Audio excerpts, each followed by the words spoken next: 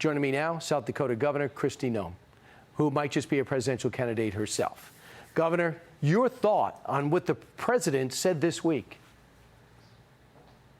Well, Brian, I think his video was weird and depressing. You talked earlier in your monologue about him being all in. I'm not sure he's all in. If he's all in, then America needs to wake up, because typically you'd have some excitement around an announcement like that. You'd do some rallies. You'd go out and see people cheering you on and excited to see another 4 years of your leadership. Instead, the rest of the country just kind of went, well, all right then. And then they immediately start thinking, well, what happens if this guy doesn't make it another 4 years? Then the worst alternative would be Kamala in the White House as president. So, I think that they totally missed this announcement. I hope America recognizes that is telling of what another 4 years would be like. And honestly, we've got a lot of opportunity here for Republicans to cast a vision, to talk about what does make America great? What about our foundation keeps us stable, and how we can wrap our arms around it and continue to inspire people? I just wonder if the people are going to demand the president come out and compete, actually campaign.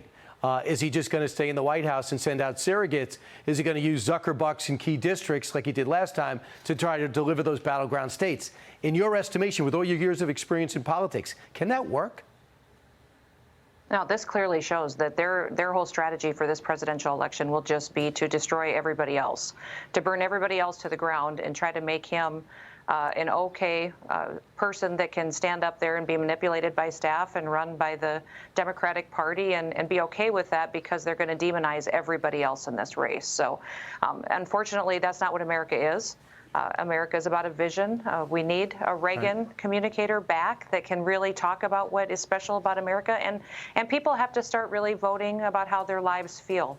People are suffering in many, many states across this country, in a lot of our largest cities, and it's because of Democrat policies, socialist policies that are coming out of this White House. So I believe before this presidential election that people will wake up to that, because of the things that this president is pursuing. The blueprint was this: hire bring somebody as a running mate who's very talented, and have them take over, have Joe be a placeholder and move on.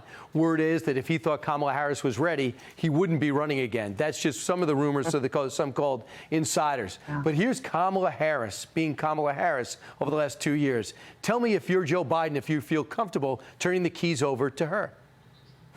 For us at every moment in time, and certainly this one, to see the moment in time in which we exist and are present. South Korea and the United States, as the Secretary has mentioned, also share strong cultural and people-to-people ties. Like Squid Games, K-pop bands, they top the billboards in the United States.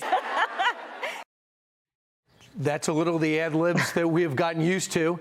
So now the big push is to rehab her. Anita Dunn is out there trying to change her image. And you see some of the headlines now that they think are working. The AP talking about certain stories. Harris faces new test in political skills in 2024. Joe Biden's victory may depend on Kamala Harris's poll numbers, which, by the way, are less than hers. Biden staffers rush to give Kamala Harris a popularity facelift. And now suddenly hear how she loves foreign policy, how she just can't get enough of world events, and how much world leaders are attracted to her, especially when she was at the Munich conference. Do you think the marketing could sell America on Kamala after 2.5 years?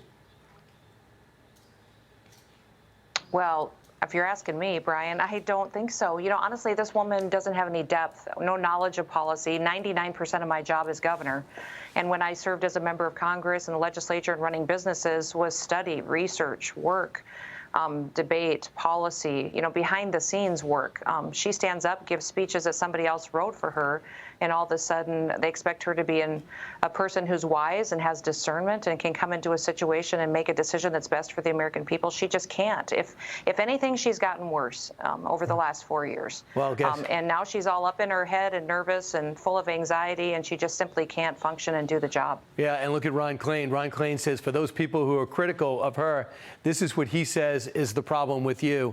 Well, I do think sexism and racism are part of the problem, no question about it. Really? They touch on that again? Are we really sexist and racist if we don't understand what she's saying most of the time? I think they give out gold stars in the White House if you can say that 10 times a day. If you can refer to racism or sexism 10 times a day, you get a gold star, because it seems like they're just constantly checking that box. The fact of the matter is she's just really bad. And every American, nobody could watch her on TV or listen to her talk and realize she's not putting any work in. She's just talking, and she's uncomfortable because she knows it.